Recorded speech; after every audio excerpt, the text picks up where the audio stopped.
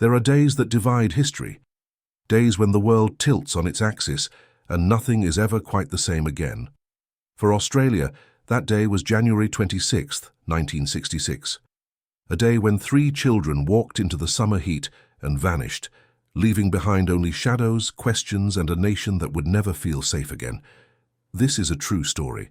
My name is Julian Cross, and tonight we open a file that has remained unsolved for nearly 6 decades, a file that transformed an entire country's understanding of innocence, trust, and the monsters that walk among us in broad daylight. This is the story of Jane, Arnna, and Grant Beaumont, 3 children who disappeared from a crowded beach on a holiday afternoon, witnessed by dozens, accompanied by a stranger who smiled and laughed and then erased them from existence. Welcome to the Midnight File. Picture, if you will, the Australia of 1966, a country still drunk on post-war optimism, where neighbourhoods knew each other's names, where front doors remained unlocked, where children roamed freely through suburban streets and coastal paths without a second thought. It was a time of innocence, real or imagined, where parents believed that the world was fundamentally good, that strangers could be trusted, that evil was something that happened elsewhere, in other countries, to other families. Somerton Park, South Australia, a quiet suburb just 3 kilometres from Glenelg Beach, where the Beaumont family lived in modest comfort. Jim Beaumont, a travelling salesman, steady and hard-working. Nancy Beaumont, a devoted mother who kept her home with precision and care. And their 3 children. Jane, 9 years old, responsible beyond her years, with dark hair and a serious face that carried the weight of being the eldest. Arnna, 7, with a short boyish haircut and a smile that came easily. And Grant, just 4 years old, the baby of the family, with blonde hair and eyes that still saw the world as a place of wonder. They were ordinary children, the kind you'd pass on any street corner without a second glance, the kind who laughed too loud and ran too fast and believed, as all children should, that tomorrow was guaranteed. January 26, 1966, fell on a Wednesday, Australia Day, a national holiday celebrating federation, marked by beach trips, barbecues, and the kind of oppressive heat that makes the air shimmer and the pavement burn through rubber soles. The temperature that day would climb to 38 degrees Celsius, 100 degrees Fahrenheit, the kind of heat that drives people to the water, that makes shade feel like salvation. The children had made the trip to Glenelg Beach the day before without incident. It was familiar territory, a journey they'd completed many times. The beach was their kingdom in summer, a stretch of sand and surf, where they could spend hours building castles, riding waves and returning home sun-drunk and exhausted. Nancy had no reason to worry. No reason to believe that this day would be any different from the dozens that came before. That morning, as the heat began its relentless climb, the children asked their mother for permission to visit the beach again. Nancy agreed, but with conditions. Conditions that, in hindsight, would haunt her for the rest of her life. Return by noon, she told them, before the heat becomes unbearable. Take the bus. Stay together. The rules were simple, the kind of instructions given 1,000 times in 1,000 households across the country. At 8:45 in the morning, Jane, Arnna, and Grant Beaumont caught the bus to Glenelg Beach. Jane carried a small airline bag with their swimming clothes and towels. Nancy had given them 6 shillings and 6pence, enough for the bus fare and a modest lunch. It was more than enough, it should have been enough. They boarded that bus with the casual confidence of children who believed they were safe, who believed the world was theirs to explore. Witnesses would later recall seeing them, 3 children in summer clothes, the eldest holding her siblings' hands as they found their seats. Ordinary, forgettable. Just another family taking advantage of a holiday morning. The bus departed. Nancy returned to her household tasks. The day stretched ahead with the promise of routine. The children would spend a few hours at the beach, return home by noon, and the family would share lunch together. It was meant to be simple, but nothing about that day would be simple. By noon, Nancy was watching the street for the bus. The children weren't on it. She felt the first whisper of concern, easily dismissed. They'd lost track of time. They'd caught a later bus. Children did these things. By 2 o'clock, the whisper had become a voice. By 3 o'clock, when Jim returned home early from a sales trip to find his wife pale with worry and his children still absent. The voice had become a scream. Jim drove immediately to Glenelg Beach. He searched the sand, the changing rooms, the cafes and shops that lined the esplanade. He asked strangers if they'd seen 3 children, a girl with dark hair, a girl with short hair, a small blonde boy. No one had, or rather no one remembered. In the chaos of Australia Day crowds, 3 children were invisible, unremarkable, lost in a sea of families enjoying the holiday. By 5:30 in the afternoon, Jim and Nancy Beaumont reported their children missing to local police. The officers who took the report were professional, thorough, but perhaps not yet alarmed. Children wandered off. Children got distracted. Most turned up within hours, sheepish and sunburned, with innocent explanations and empty stomachs. The Beaumonts were told to wait, to remain calm, to trust that their children would return. But even as those words were spoken, witnesses were beginning to come forward with accounts that would transform a simple missing children case into something far darker, far more sinister. Accounts of a man, a stranger, a figure who had been seen with the Beaumont children throughout that long, hot day. If you're starting to feel the weight of this story, if you're already asking questions that have no easy answers, then stay with me. Because what unfolds from this point forward is a mystery that has consumed investigators, journalists, and an entire nation for nearly 60 years. And if stories like this compel you, if you find yourself drawn to the files that remain open, then subscribe to this channel. Because the Midnight File is filled with cases that will haunt you long after the screen goes dark. The witnesses came forward slowly at first, then in a flood. Each account added another piece to a puzzle that would never quite fit together, that would leave gaps where answers should be but maddeningly weren't. A woman reported seeing the 3 children at Collie Reserve, the grassy park adjacent to Glenelg Beach. They weren't alone. A man was with them, tall and lean with sun-tanned skin and fair to light brown hair. His face was thin, his features angular, his age somewhere in the mid-30s. He wore swimming trunks and appeared comfortable, relaxed, as though he belonged there. The children appeared equally relaxed. That detail would haunt investigators more than almost anything else. Jane, Arnna, and Grant weren't crying. They weren't struggling. They weren't displaying any of the behaviors children exhibit when they're afraid, when they're with someone they don't trust. They were laughing, playing, moving with the easy confidence of children who felt safe. At one point, according to the witness, the man approached her and asked if she'd seen anyone with the children's belongings. He mentioned that their money was missing, an odd detail that made no sense at the time, but would become critical later. The man seemed concerned, almost paternal, playing the role of a responsible adult looking after children at the beach. The group was seen throughout the morning and into early afternoon. They changed clothes. They walked together along the esplanade. They appeared, by all accounts, to be a family unit, father and children enjoying a holiday outing. No one intervened. No one questioned. Why would they? The children showed no signs of distress. Around 12:15 in the afternoon, another witness spotted them leaving the beach area together, walking toward the shops along Mosley Street. The man was still with them. Jane was still carrying her airline bag. They appeared to be heading somewhere with purpose, as though they had a destination in mind. And here's where the story takes its first truly disturbing turn. A shopkeeper at Wenzel's Bakery on Mosley Street reported that Jane had come into the shop and purchased pasties and a meat pie. She paid with a £1 note. The shopkeeper remembered this clearly because it was unusual. Most children came in with small change, exact amounts handed over carefully and coins worn smooth from passage through countless small hands. Nancy had given the children 6 shillings and 6pence, enough for bus fare and a modest lunch. A £1 note was nearly double that amount. Where had Jane gotten the money? The police reached a conclusion that turned their blood cold. The stranger had given it to her. The man who had been seen with them all day had been buying their trust, their compliance, their silence. This is the signature of predation. This is how monsters operate. They don't snatch children screaming from crowded places. They befriend them. They offer gifts, attention, money. They make children feel special, chosen, important.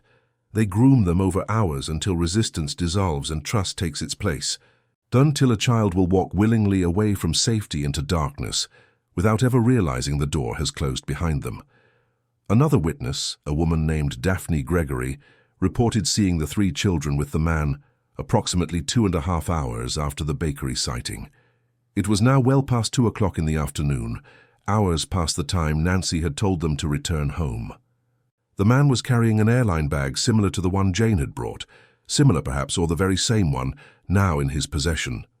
The children were still with him, still walking, still appearing calm.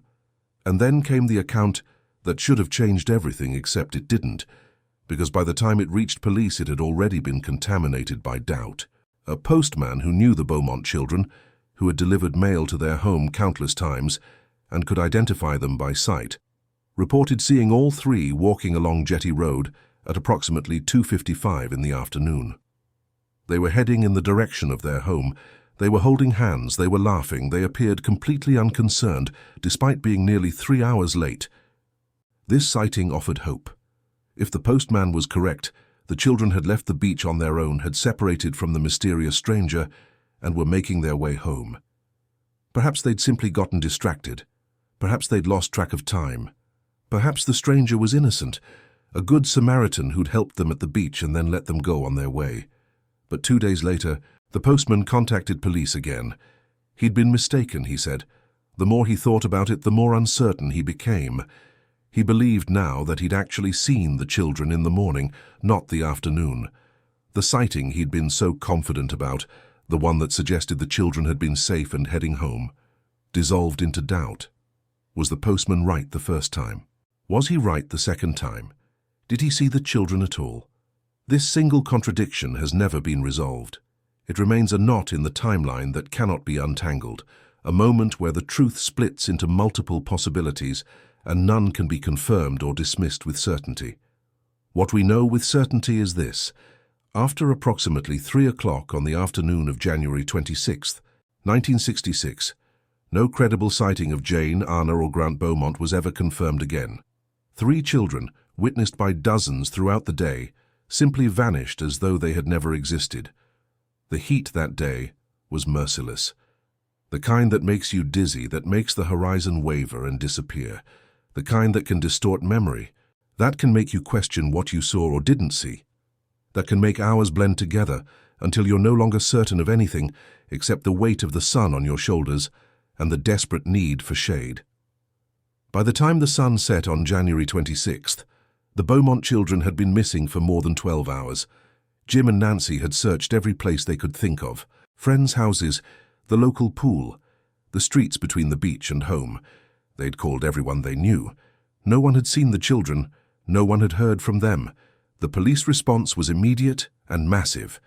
Within 24 hours, the entire nation was aware of the Beaumont disappearance. Within 72 hours, newspapers were openly speculating about the worst possible outcomes, using phrases like "feared dead," and discussing the possibility of what they delicately referred to as interference by a stranger with dark intentions. The search was one of the largest in Australian history. Hundreds of police officers, volunteers, and military personnel combed Glenelg Beach and the surrounding areas. They searched every building, every abandoned structure, every patch of scrubland. They interviewed witnesses, compiled timelines, created maps of sightings and movements. They worked with an urgency born of the knowledge that every hour that passed decreased the likelihood of finding the children alive. On January 29th, just 3 days after the disappearance, the Patawalonga boat haven was drained. A witness had come forward, claiming to have seen 3 children matching the Beaumont's description near the water at 7 o'clock in the evening on the day they vanished. The boat haven was emptied, its muddy bottom exposed to daylight for the first time in years. Officers waded through the muck, searching for any sign, any evidence, any trace of the children. They found nothing. Police worked with witnesses to create a composite sketch of the unidentified man seen with the children. The image was published in newspapers across Australia. He stared out from the page with sunken cheeks, a thin face, a long nose and large eyes that seemed to follow you no matter where you stood. It was the face of a stranger, unremarkable and forgettable, the kind of face that could belong to anyone. That could be your neighbor, your co-worker, the man sitting across from you on the bus. Tips flooded in. One local man bore such a striking resemblance to the sketch that he was brought in for 3 separate police interviews. He endured the scrutiny with patience, answered every question, provided alibis and character witnesses. He was cleared of suspicion, but the damage was done. His face had been published. His life had been upended. He was innocent, but in the court of public fear, innocence is a fragile thing. The initial reward for information was £250, a modest sum that reflected the police's hope that the case would be resolved quickly, that the children would be found, that this would become a story with a happy ending. But as days turned into weeks and weeks turned into months, that hope began to die. The reward would eventually grow to $1 million, a figure that reflects not generosity, but desperation. The acknowledgement that this case had no easy answers, no clear resolution, no path forward except to wait and hope that someone somewhere knew something they hadn't yet revealed. Jim and Nancy Beaumont became the face of every parent's nightmare. They appeared on television, their eyes hollow with exhaustion and grief, pleading for any information. They maintained hope long past the point where hope was reasonable, because what else could they do? To abandon hope was to accept that their children were gone forever, that whatever had happened to them in those missing hours was too terrible to survive. If you have children, if you've ever loved someone small and vulnerable and entirely dependent on you for safety, then you understand the Beaumont's agony. You understand what it means to send your children into the world with simple instructions and to have them never return. And if this story is affecting you, if you're feeling the weight of their loss, then leave a comment below. Tell me your thoughts, tell me your theories, because cases like this aren't solved by experts alone. Sometimes the answer comes from someone who sees a detail that everyone else missed, who makes a connection that seems obvious only in hindsight. As the investigation stretched on with no breaks, no leads, no evidence of what had happened to the children, the Beaumont case began to change Australia itself. The disappearance became a cultural touchstone, a moment that divided time into before and after. Before the Beaumont children, Australia was a place where children could ride their bikes to school, walk to the beach, play in the park until dark. Parents trusted the world. Communities felt safe. After the Beaumont children, everything changed. Parents began keeping their children closer. Schools implemented new safety protocols. The concept of stranger danger entered the national consciousness. It was, as many commentators would later describe it, the day Australia lost its innocence, a phrase that sounds melodramatic until you understand that it's literally true. An entire nation's approach to childhood, safety and trust was fundamentally altered by what happened to 3 children on a beach on a summer afternoon. Other cases had shaken Australia before. The Graham Thorne kidnapping in 1960, when an 8-year-old boy was taken and found deceased after his family won a lottery. The Wanda Beach incidents of 1965, when 2 teenage girls were found slain on a Sydney beach. But the Beaumont case was different. The children were younger. They disappeared in broad daylight from a crowded public place. They were with a stranger for hours, witnessed by dozens, and no one intervened because nothing appeared wrong.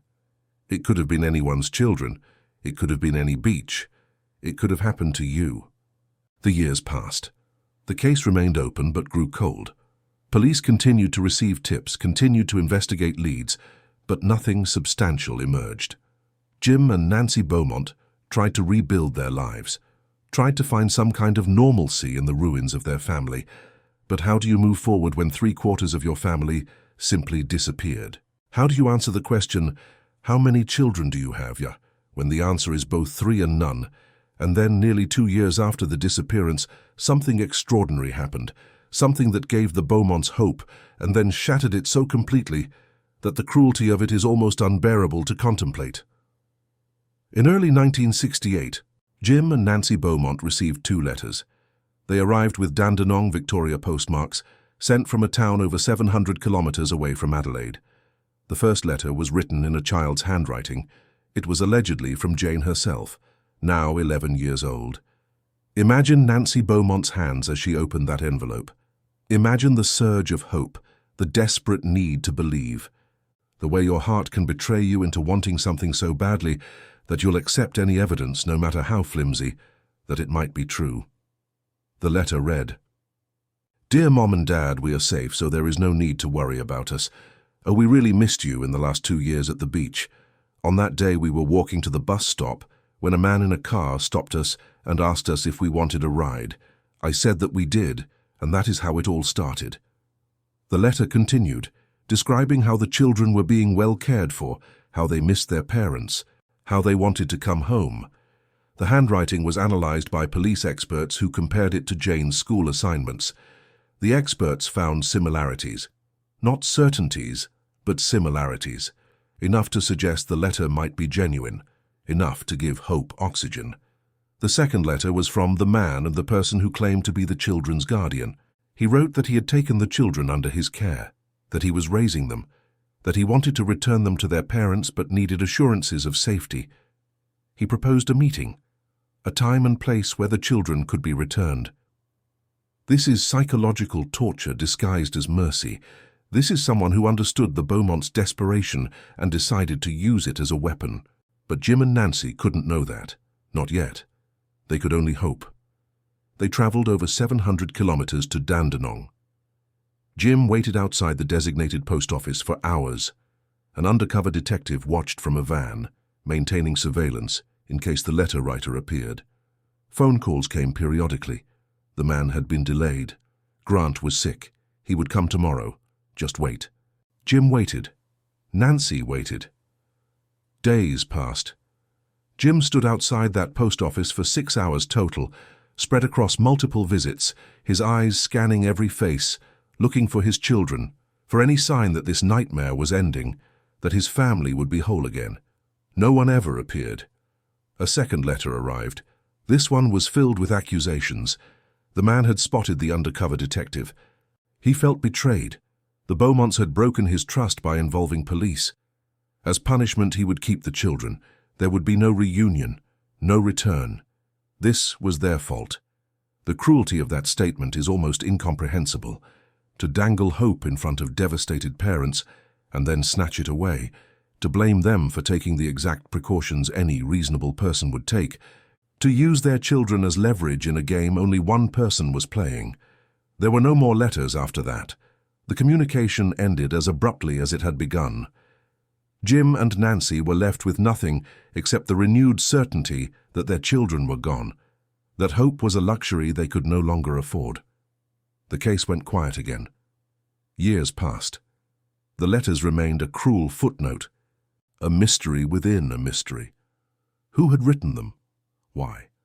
What kind of person derives satisfaction from tormenting grieving parents?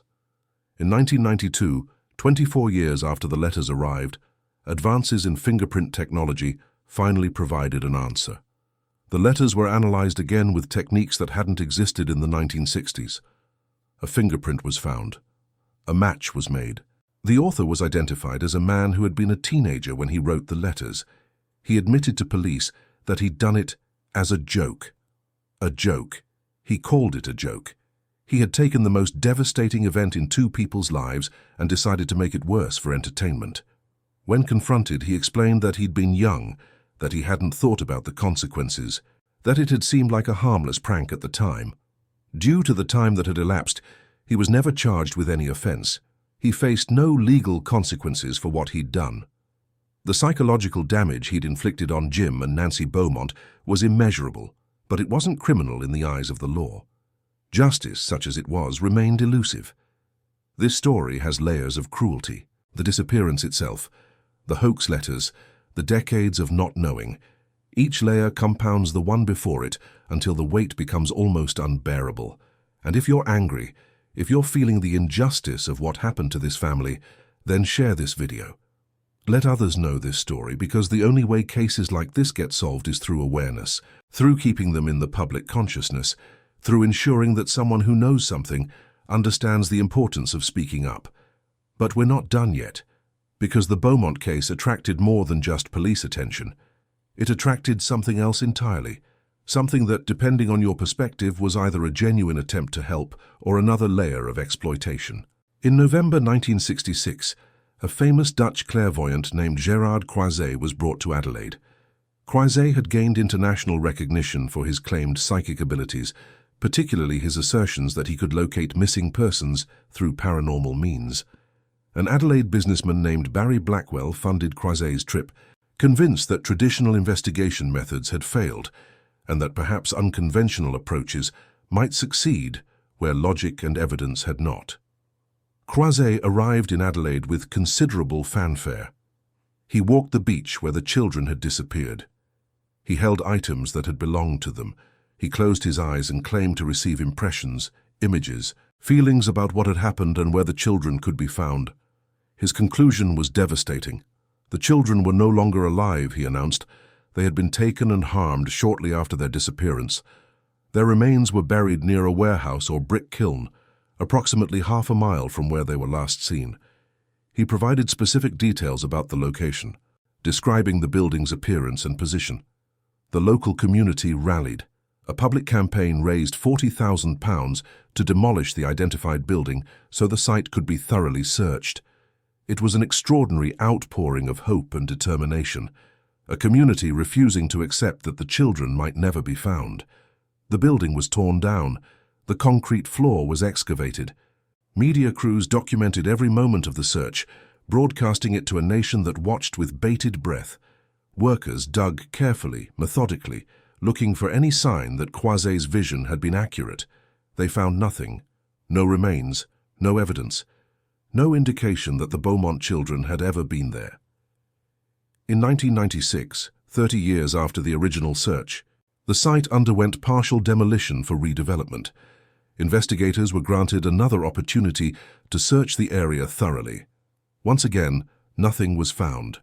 Croiset's involvement remains controversial. Some view him as a well-intentioned individual who genuinely believed in his abilities and wanted to help. Others see him as an opportunist who exploited a family's grief for personal publicity. The truth, as with so much of this case, is unknowable. What we can say with certainty is that his psychic insights provided no useful information and may have actually harmed the investigation by diverting resources and attention away from more productive avenues. The question of what happened to Jane, Arnna, and Grant Beaumont has spawned countless theories, numerous suspects, and decades of investigation. Some of these suspects are compelling. Some are convicted offenders with established patterns of predation. Some have been linked to the case through witness accounts, confessions, or circumstantial evidence. And yet, nearly 60 years later, none have been definitively proven responsible.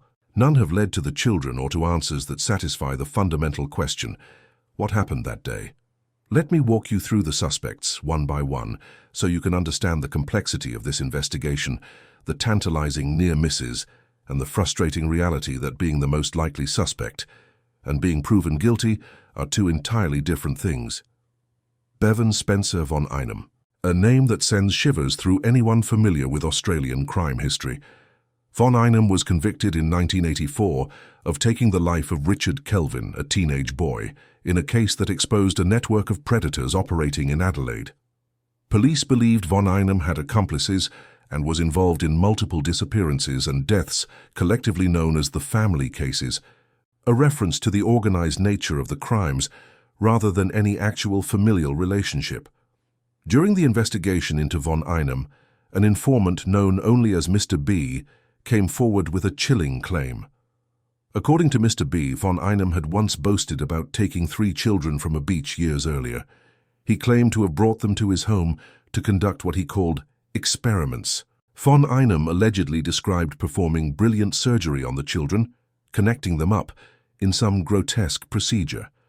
One child passed during the procedure, Mr. B said, leading von Einem to eliminate the other 2 and dispose of their remains in bushland south of Adelaide. The account is horrific. It matches the Beaumont case in broad strokes. 3 children, a beach, abduction. Von Einem was known to frequent Glenelg Beach. He matched some elements of the witness descriptions. But there are problems with von Einem as the Beaumont suspect. Significant problems. In 1966, von Einem was only in his early 20s, not the mid to late 30s described by witnesses. His known victim profile consisted of teenage males, not young children of both genders. Mr. B's testimony, while disturbing, was never corroborated. It remains a second-hand account from an informant whose reliability and motivations were never fully established. Von Einem has never been charged in connection with the Beaumont disappearance. He remains in prison for the offenses he was convicted of, but the Beaumont case remains beyond the reach of proof. James Ryan O'Neill, another convicted offender, this one with a victim matching the Beaumont Children's age range. O'Neill was found guilty of taking the life of a 9-year-old boy in Tasmania in 1975. The circumstances were brutal. The victim was similar in age to Jane Beaumont. O'Neill allegedly told acquaintances that he was responsible for the Beaumont disappearance. Detective Gordon Davey spent 3 years building rapport with O'Neill for an ABC documentary called The Fisherman, which attempted to link him to the case. When asked directly about his involvement, O'Neill responded with carefully lawyered non-denials, neither confirming nor refuting the allegations in ways that could be used against him legally. But talk is not evidence. Implications are not proof. Despite years of investigation, no physical evidence has ever linked O'Neill to the Beaumont children. South Australian police have officially discounted him as a suspect. Whatever O'Neill may or may not have done in Tasmania, the evidence suggests he was not responsible for what happened at Glenelg Beach. Derek Percy, Victoria's longest-serving prisoner at the time of his involvement in the Beaumont investigation. Percy was connected to multiple unsolved cases involving young victims. In 2007, a newspaper article suggested he might be responsible for the Beaumont disappearance. When questioned, Percy indicated he might have been involved, but claimed to have no clear memory of the events. The problem with Percy as a suspect is obvious. In 1966, he was only 17 years old, far too young to match the witness descriptions of a man in his mid-30s. He likely didn't have access to a vehicle. And critically, Percy was imprisoned from 1969 until his passing in 2013, which eliminates him as a suspect in the 1973 Adelaide Oval abductions that many investigators believe are connected to the Beaumont case. Percy remains a disturbing figure in Australian crime history, but he was almost certainly not responsible for the Beaumont disappearance. And then we come to Harry Phipps. If you're going to understand this case, if you're going to grasp why it remains unsolved despite decades of investigation, you need to understand Harry Phipps. Phipps died in 2004, but his name didn't become publicly associated with the Beaumont case until the 2013 publication of The Satin Man Uncovering the Mystery of the Missing Beaumont Children, a book that presented Phipps as the strongest suspect investigators had ever identified. Harry Phipps was a prominent factory owner and member of Adelaide's social elite. He owned Castalloy, a manufacturing company in North Plympton. He was wealthy, respected, connected to powerful people in business and politics. He lived only 300 meters from Glenelg Beach. He bore a substantial resemblance to the composite sketch of the man seen with the children. He was known to carry and distribute £1 notes to children, which aligned perfectly with the money Jane used to purchase food at the bakery. But the most damning evidence came from Phipps's own family. In 2007, Phipps's estranged son Hayden came forward with a claim that should have broken the case wide open. Hayden stated that on January 26, 1966, he had been at his father's house and had seen 3 children matching the Beaumont's description in the backyard. He remembered them clearly because their presence was unusual and because of what happened afterward. According to Hayden, his father's demeanor changed after that day. The relationship between father and son deteriorated rapidly. Years later, when Hayden learned about the Beaumont case and saw photographs of the missing children, he made the connection and realized what he might have witnessed. Additional evidence emerged.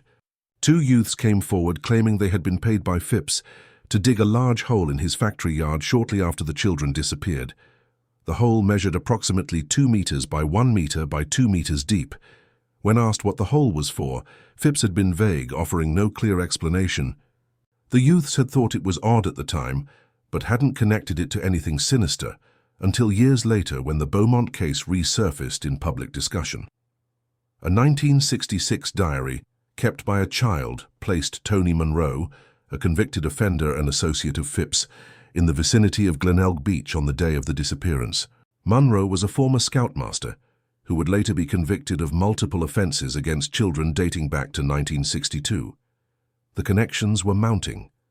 Phipps had means, opportunity, and a location perfect for concealment. His factory was private, secure, and large enough to hide evidence. He had no alibi for the day in question. He matched the physical description. His own son had placed him with children matching the victim's appearance at the critical time. So why wasn't Phipps arrested? Why wasn't he charged? The answer is frustratingly simple. He died in 2004, years before the evidence against him was compiled. You cannot prosecute a deceased person.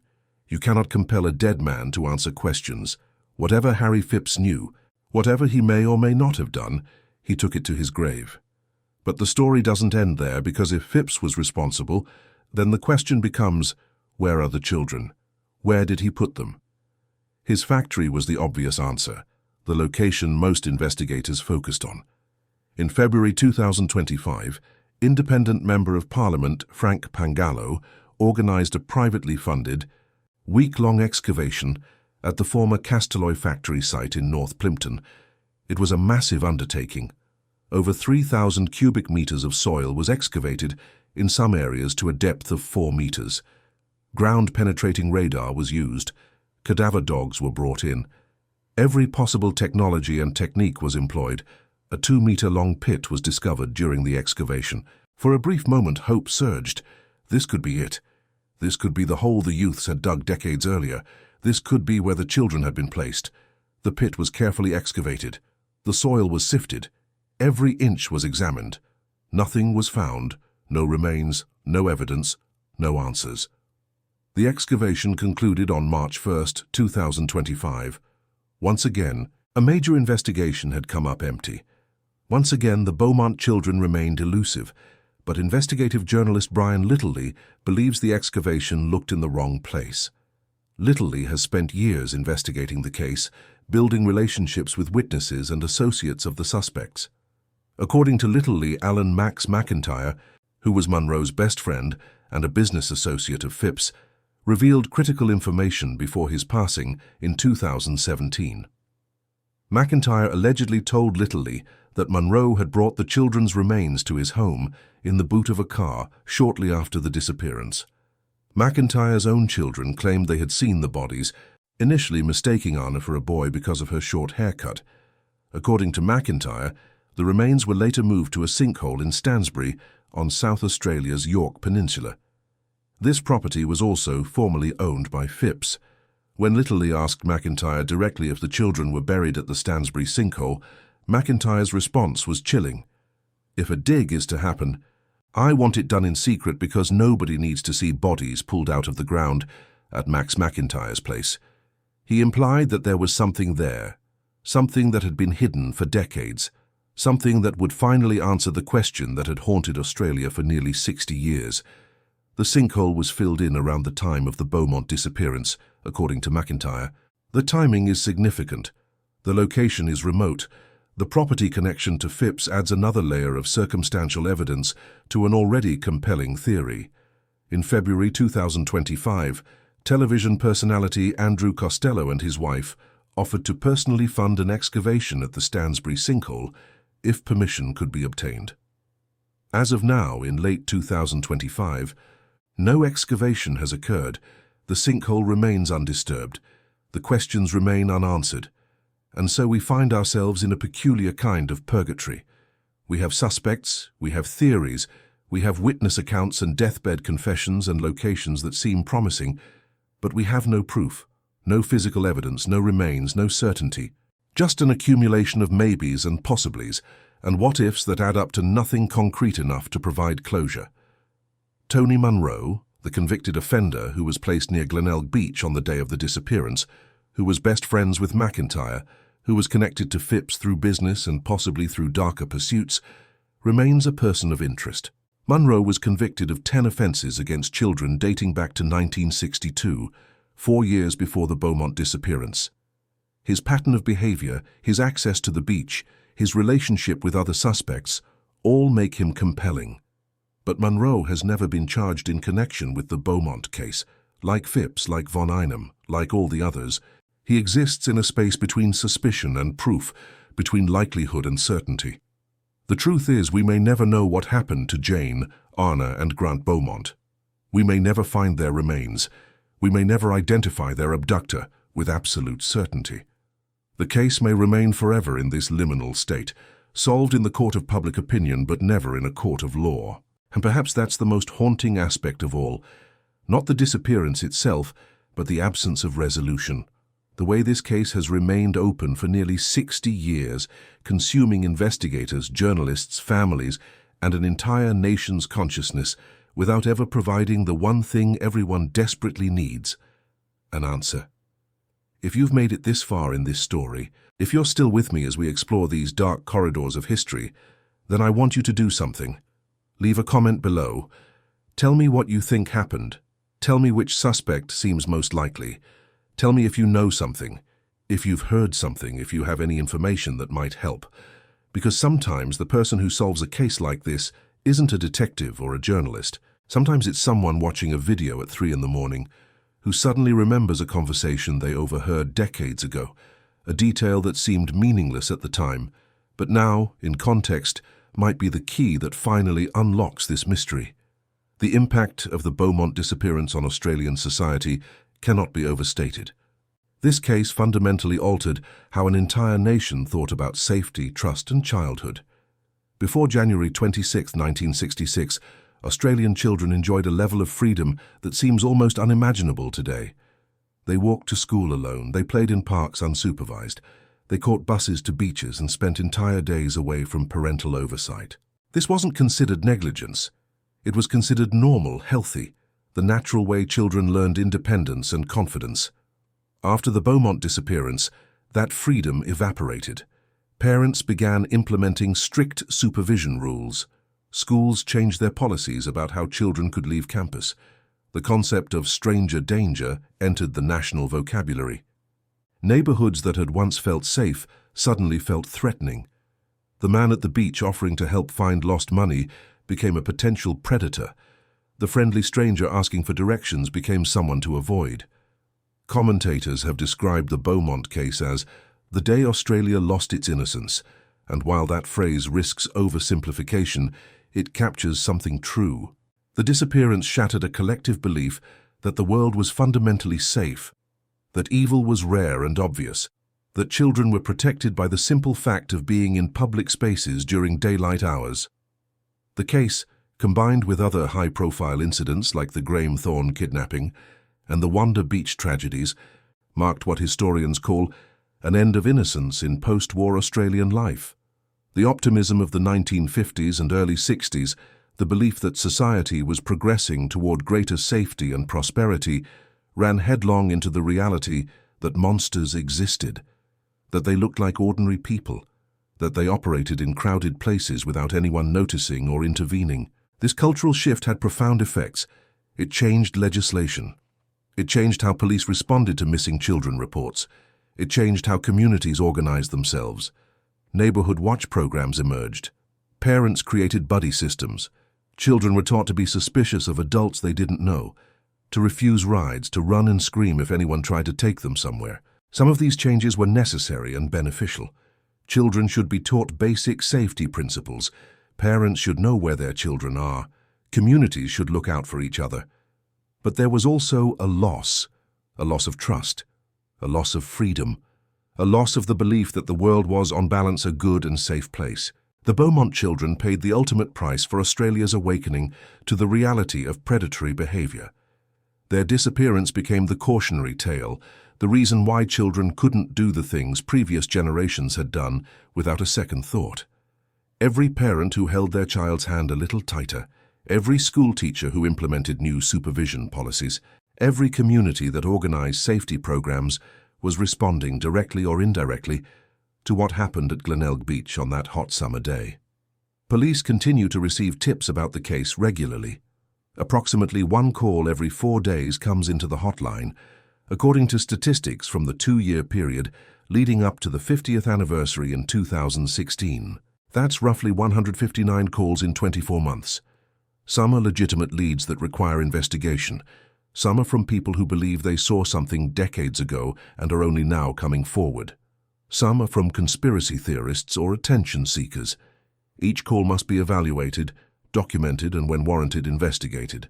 The South Australian government maintains a $1 million reward for information leading to an arrest and conviction, or for the discovery of the children's remains. $1 million. It's a staggering sum, a number that reflects both the seriousness of the case and the desperation to resolve it. But money alone hasn't been enough. The reward has been in place for years, and still, the case remains unsolved. There's another dimension to this case that deserves attention. Many investigators believe the Beaumont disappearance is connected to another tragedy that occurred 7 years later. In 1973, two young girls, Joanne Ratcliffe, age 11, and Kirsty Gordon, age 4, disappeared from Adelaide Oval during a football match.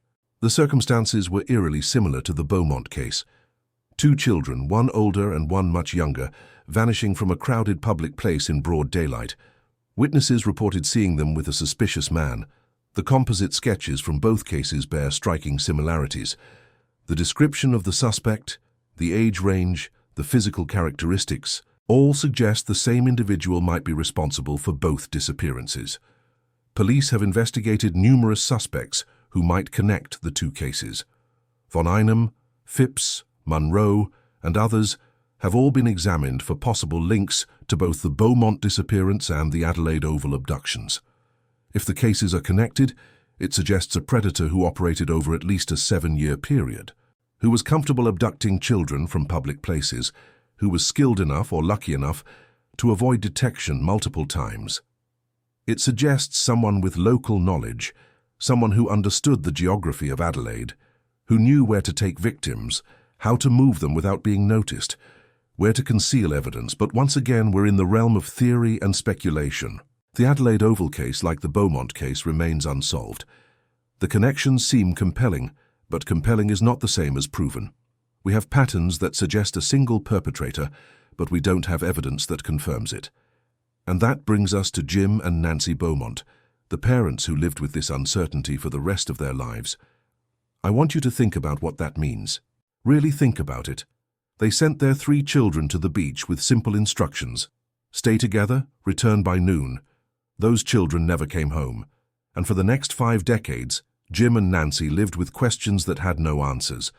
Did their children suffer? Were they afraid at the end? Did they call out for their parents? Or was it quick, merciful in its brevity? These are the thoughts that haunt parents of missing children. The not knowing is its own form of torment, arguably worse than knowing the worst because your mind fills the void with every possible horror. Jim and Nancy's marriage couldn't survive the weight of their loss. They divorced, though the exact timeline isn't public knowledge. They lived separate lives, both eventually retreating from public attention.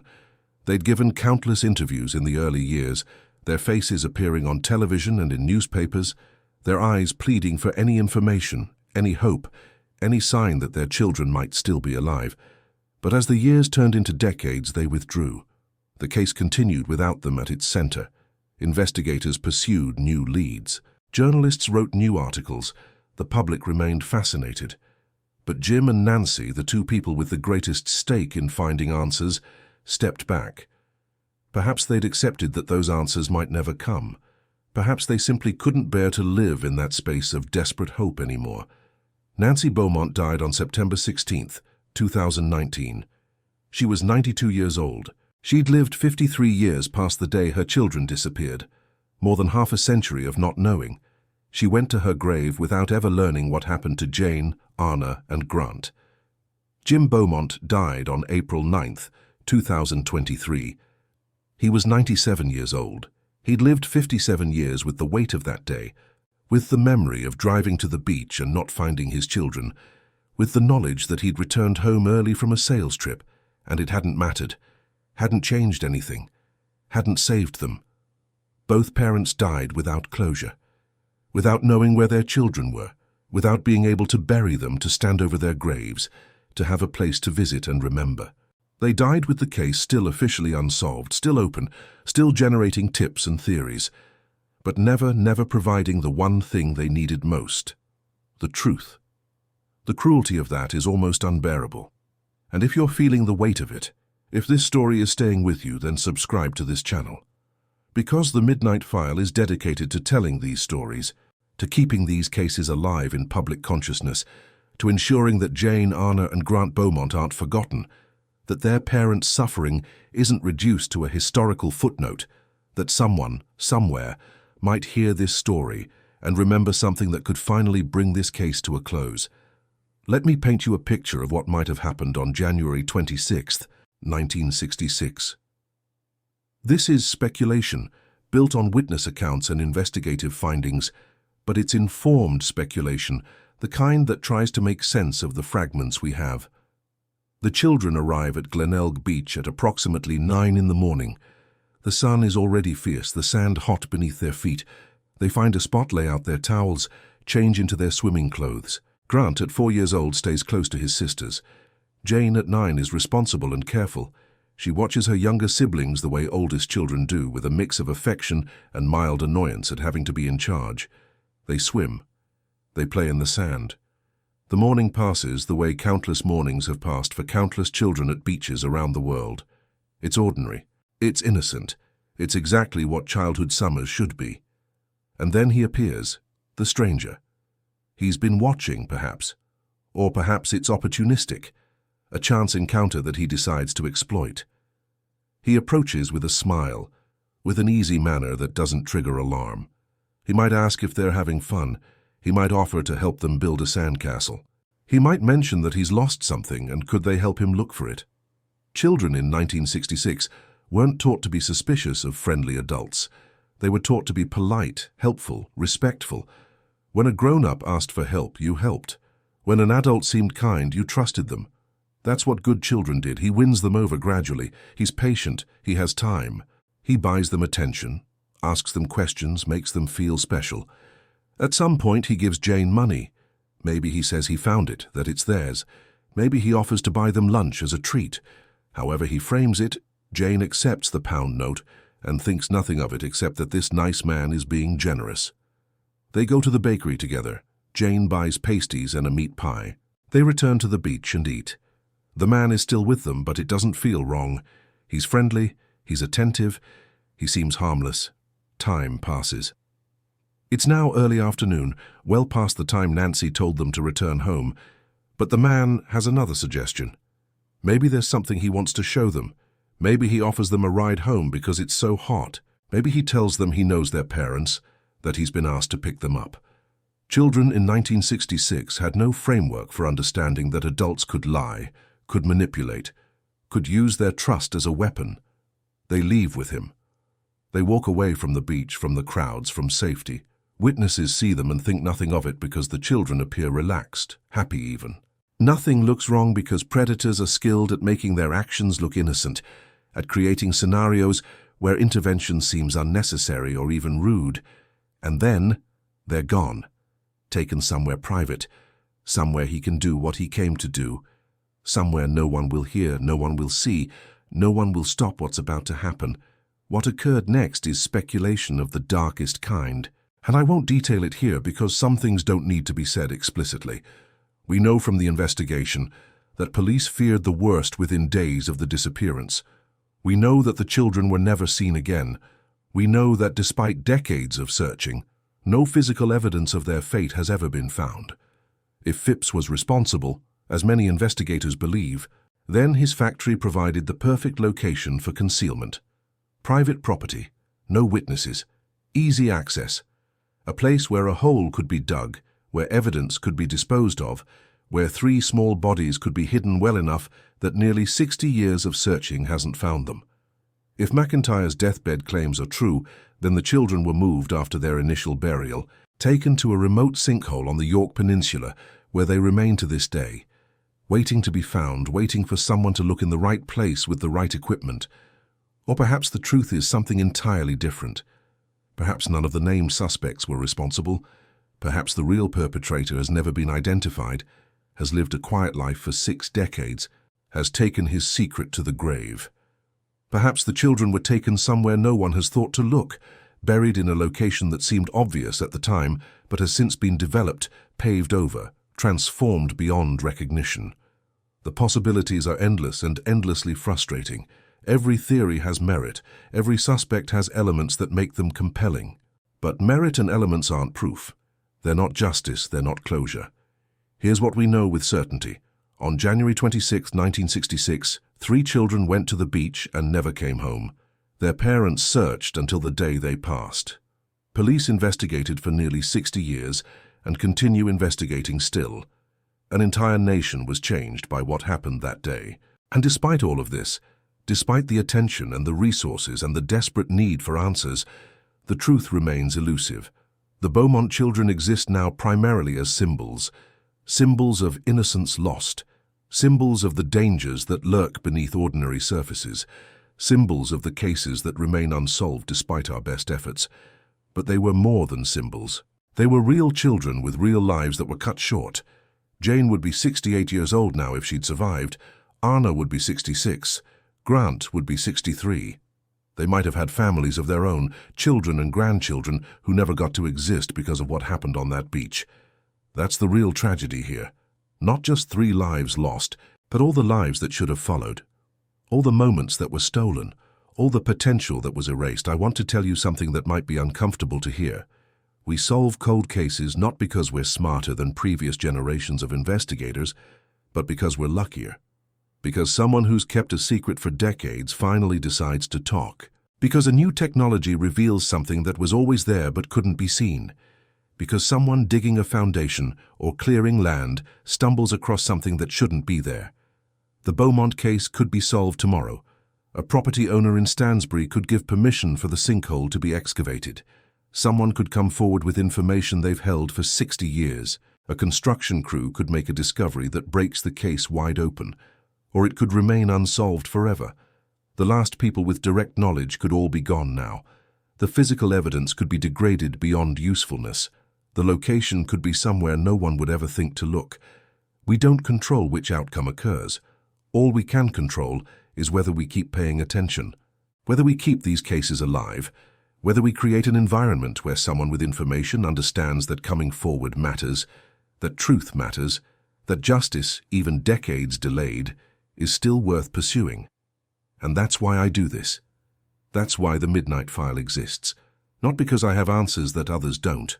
Not because I'm a better investigator than the professionals who've spent their careers on cases like this, but because stories like the Beaumont disappearance need to be told, need to be remembered, need to remain part of our collective consciousness.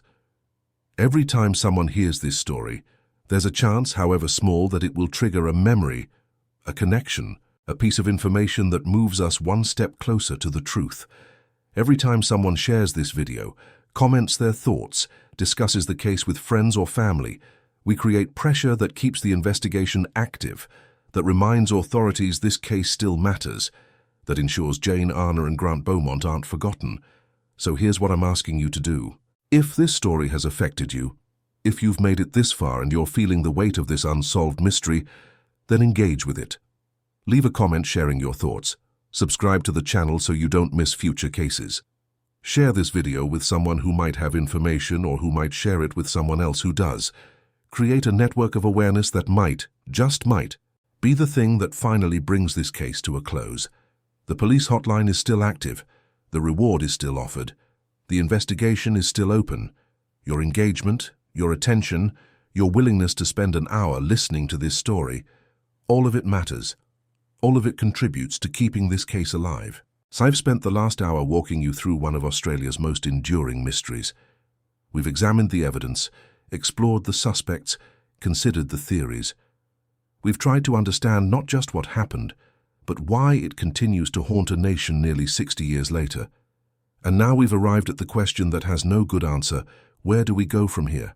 The Beaumont case exists in a state of permanent uncertainty. Too many credible leads to dismiss, too little concrete evidence to prosecute. It's the worst possible outcome for everyone except potentially the person responsible, who has enjoyed nearly 6 decades of freedom, while 3 children remain missing and their parents died without closure. There's a moral dimension to this that I want to address directly. If you're watching this video and you know something about the Beaumont disappearance, if you were told something years ago that didn't make sense at the time but now, in context, might be significant if you're carrying information that you've convinced yourself doesn't matter or wouldn't help. I'm speaking directly to you now. You might think too much time has passed. You might think your information is too vague or uncertain to be useful. You might be afraid of getting involved, of being wrong, of wasting police time. But here's the truth. Investigators want to hear from you. They'd rather pursue 100 leads that go nowhere than miss the one lead that solves the case. Your information, however small or uncertain it seems, could be the piece that finally makes everything else make sense. Jim and Nancy Beaumont never stopped hoping that someone would come forward. They died without that hope being fulfilled, but their deaths don't end the story. The case remains open. The investigation continues, and there are people, investigators and journalists and concerned citizens who won't stop until they find answers. If you know something, contact South Australian Police. The number is publicly available. The reward is substantial. Your identity can be protected.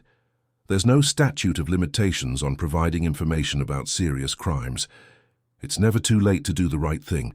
And for everyone else, for those of you who don't have direct information but care about justice, about closure, about ensuring that cases like this don't fade into obscurity, your role is equally important. Keep talking about this case. Keep sharing information about it. Keep it in public consciousness. Create an environment where coming forward with information is seen as the right thing to do, rather than as something to be feared or avoided. The Beaumont children deserve to be found. Their parents deserve to know the truth before they passed. The families of other potential victims deserve to know if the person responsible was also connected to additional crimes. And Australian society deserves the closure of knowing that this case, this foundational moment in the nation's understanding of child safety, has finally been resolved. As I close this file tonight, as I turn off the lamp and leave these documents spread across my desk, I'm struck by the same thought that occurs every time I investigate an unsolved case. Somewhere, someone knows what happened. Somewhere the truth exists. It might be buried in a sinkhole on the York Peninsula. It might be locked in the memory of someone who was there. It might be written in a document that's never been properly examined. But it exists. The question is whether we collectively have the will to keep searching until we find it. Jane Beaumont would have turned 68 this year. I wonder what kind of person she would have been. Would she have stayed in Australia or travelled the world? Would she have become a mother herself, maybe even a grandmother by now? What would her voice have sounded like as an adult? What stories would she have told about her childhood, about growing up in Somerton Park, about the countless trips to Glenelg Beach that came before that final one? Arnna would have been 66. I wonder if her hair would have stayed short or if she would have grown it long as she got older. I wonder what she would have studied in school, what career she might have pursued. Would she have been artistic or scientific, outgoing or reserved? What music would she have loved? What causes would she have championed? Grant would have been 63. He was only 4 when he disappeared, barely old enough to form lasting memories of his own childhood. Would he have remembered that day at the beach? Would he have remembered the stranger who approached them, who seemed so friendly, who led them away from safety? Or would it have faded the way early childhood memories do, leaving only fragments and impressions? These are the questions that haunt me. Not just what happened to these children, but who they would have become. All the potential that was stolen, all the moments they should have experienced. First days of school, graduations, first loves, weddings, children of their own. Ordinary moments that only become extraordinary when you realize how easily they can be taken away. The Beaumont children were robbed of their futures. Their parents were robbed of watching them grow. And in a larger sense, we were all robbed of the innocence that died on that beach. The belief that children were safe in public spaces, that strangers could be trusted, that evil was rare and obvious. But even in the darkest stories, there's something worth holding on to. The fact that this case remains in public consciousness, that people still care about what happened, that investigators still pursue leads, that complete strangers are willing to fund excavations and dedications their time to searching for answers, all of this speaks to something fundamentally human. We want justice, we want closure. We want to believe that even when evil wins temporarily, it doesn't win forever. The Beaumont case isn't over. It's been nearly 60 years, but it's not over. Every day that passes is another day when someone might come forward, another day when technology might advance enough to reveal something previously hidden, another day when a construction crew might make a discovery that changes everything. Hope, in cases like this, is a complicated thing. False hope is cruel. It's what those hoax letters gave Jim and Nancy, a taste of possibility that made the subsequent disappointment even more devastating.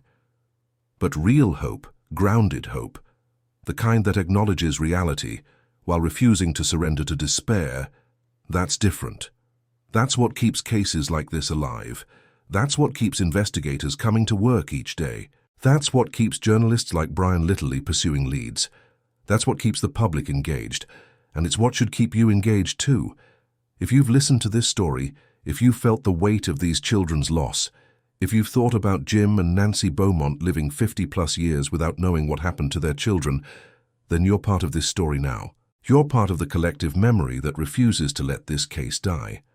The Midnight File doesn't just preserve stories, it creates connections between the past and the present, between the victims and those of us who never knew them but care about them anyway, between the questions that haunt us and the answers we're determined to find.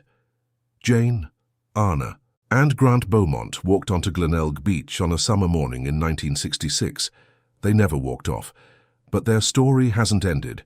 It continues in every person who refuses to forget them, in every investigator who reviews the case file, in every viewer who watches this video and decides that unsolved doesn't mean unsolvable.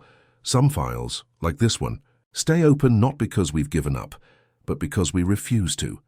Because we believe that truth matters, that justice matters, that these 3 children matter. Because we understand that every unsolved case is a failure, not of the victims, but of our collective determination to find answers. This is the Midnight File. This is the story of the Beaumont children. This is a case that has haunted Australia for nearly 60 years. And this is not the end, because somewhere someone knows what happened. Somewhere the truth is waiting to be found. And until it is, until Jane and Arnna and Grant can finally come home, until their story has the ending it deserves, we keep searching, we keep remembering, we keep the file open. If stories like this stay with you, if they make you think about the fragility of innocence and the importance of never giving up on justice, then you're exactly the kind of person who should be subscribed to this channel. Hit that subscribe button. Turn on notifications. Because the Midnight File has dozens of stories like this, cases that need attention, victims who deserve to be remembered, mysteries that demand to be solved. Every town keeps a secret. Some just bury it deeper than others. The question is whether we're willing to keep digging until we find it. Thank you for spending this hour with me. Thank you for caring about 3 children who disappeared nearly 60 years ago. Thank you for being part of the collective memory that refuses to let them be forgotten. This is Julian Cross, closing another file, but not for the last time. Because some cases never really close. They just wait, patient and persistent, for the moment when someone finally finds the key that unlocks them.